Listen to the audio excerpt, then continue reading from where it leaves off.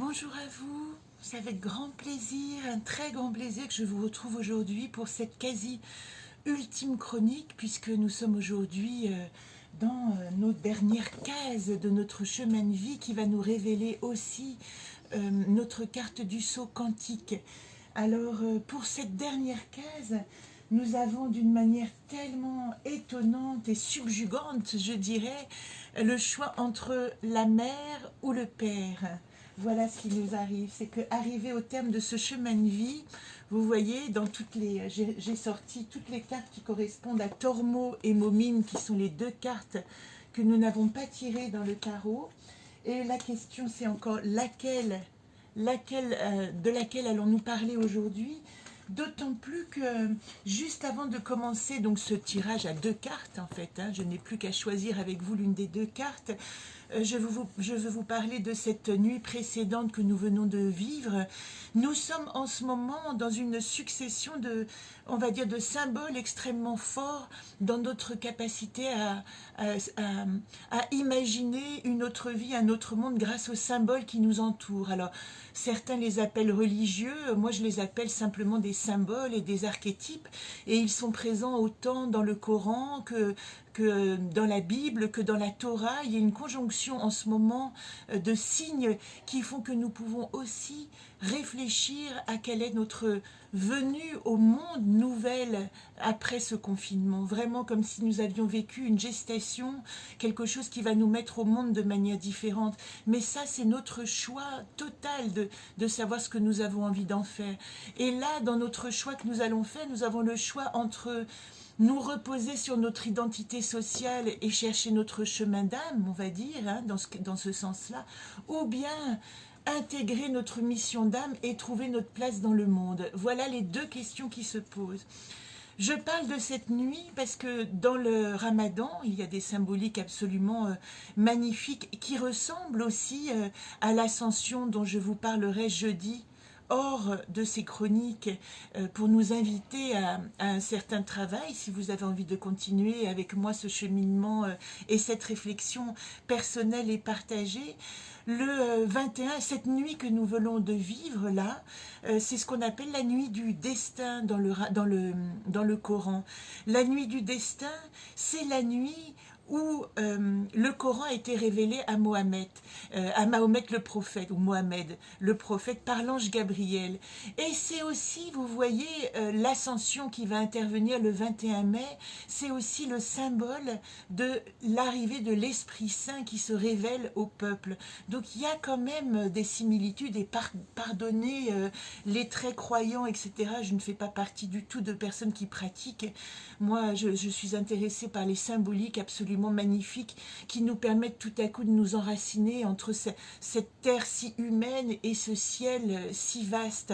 Donc c'est une nuit que nous appelons bénie, la nuit du destin, et qui nous permet, là, tout ce que nous venons de vivre, donc ça continue dans cette journée.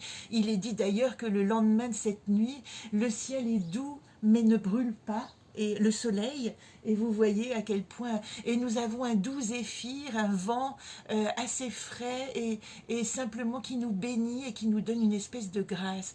Donc si aujourd'hui vous pouvez vivre avec cette idée, ce concept de vous-même, d'avoir été béni et de pouvoir vous ouvrir au monde aujourd'hui avec une certaine grâce, je trouve que le projet est intéressant, le projet est doux et intéressant. Alors en ce qui concerne Momime et Tormo, nous avons aussi le choix, et je le dis avant de les tirer parce qu'après ça ira un petit peu plus vite, entre, vous voyez, Momime c'est le 13 et l'arcane sans nom, c'est celle mort et résurrection, et le jugement c'est résurrection. Donc vous voyez à quel point ces deux cartes qui arrivent en termes de cette chronique qui nous a parlé tout le long de Vagan, la pause, la gestation, le paysage intérieur, comment je vais parler dans le monde. Et déjà hier, on nous a dit, oui, reviens au monde, mais avec de l'amour, et communique comment avec Isolde, avec ta créativité, invente un nouveau mode de créativité au monde. Et là, il s'agit pour nous de naître de notre père et de notre mère. Alors, allons-y. Comment faire pour les choisir? Je n'en ai aucune idée, donc... je suis très intriguée moi-même. Les deux me plaisent dans leur place. Ah, oh, je n'arrive pas à choisir. Prenons le temps. Pensez avec moi à un stop. Voilà. Eh bien, c'est Tormo. Alors, Tormo nous dit dans la dernière case, je vais me reposer sur mon identité, sur ce que le monde m'a donné, sur ce que je suis. Tormo, l'identité, c'est le père. Quand je parle de cette carte, faire pousser ses racines de l'intérieur. Tormo dit, tout ce qui m'a construit, je peux continuer à le faire pousser. Son symbole, c'est le bambou. Le bambou, c'est un arbre qui pousse pendant 5 ans à l'intérieur, qui fait pousser ses racines avant d'émerger à l'extérieur. Voilà pourquoi après, il est si invasif et qu'on ne peut plus l'arrêter. Mais il a mis 5 ans avant que ses racines puissent puiser assez de force pour aller s'expandre à l'extérieur. Donc lui, il dit, il est dans le cycle 3, puisque vous voyez, c'est la 20e lettre de l'alphabet, et il parle de sublimation de sa filiation. C'est comme si je devenais mon propre père, c'est comme si aujourd'hui, je peux vivre au monde avec ce que je suis. Alors je suis évidemment sans arrêt happée par Momime, mais dont je vous parlerai demain, puisque Momime, c'est plutôt le rapport à la mère et à la mission d'âme, et vous verrez à quel point demain c'est intéressant, puisque Momime est relié à l'arcane 13, alors que ici, Tormo, il nous parle de résurrection. Tormo, dans le tarot, c'est le jugement. Cette lame, elle est extrêmement controversée parce que on se demande qui sort du tombeau, qui appelle de la sortie du tombeau. Mais c'est, vous voyez, c'est nous-mêmes ici qui tout à coup sommes appelés à revenir au monde, mais c'est le père et la mère aussi qui vont donner cette impulsion de vie et nous sommes dans le passage de l'ascension, mais c'est le jugement et l'Esprit Saint, c'est-à-dire une forme d'esprit divin qui tout à coup nous fait comprendre que nous sommes plus que cette matière, que cette matière en but aux peurs et à tout ce qu'on nous raconte. Moi, je n'arrive plus à m'y retrouver dans ce qui m'est raconté, qu'il ne faut plus porter de masque. Maintenant, les masques seraient dangereux. Maintenant, la chloroquine est formidable. Tout se mélange. Alors, on ne peut pas trouver de vérité à l'extérieur. Vous devez devenir votre propre père avec Tormo, c'est-à-dire que maintenant, allez trouver votre propre identité au monde avec ce que vous êtes et ce que vous avez construit. C'est une carte extrêmement forte dans l'arbre de se reposer, parce qu'en fin de compte, elle nous dit, vous voyez ici, Etok, j'ai le choix. C'est le moment où j'ai le choix d'être la personne que je choisis.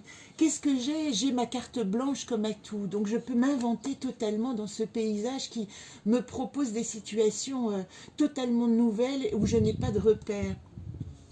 Ici, attention à ne pas être dans l'affrontement, et ça c'est la partie yang, à ne pas vouloir lutter pour trouver sa place.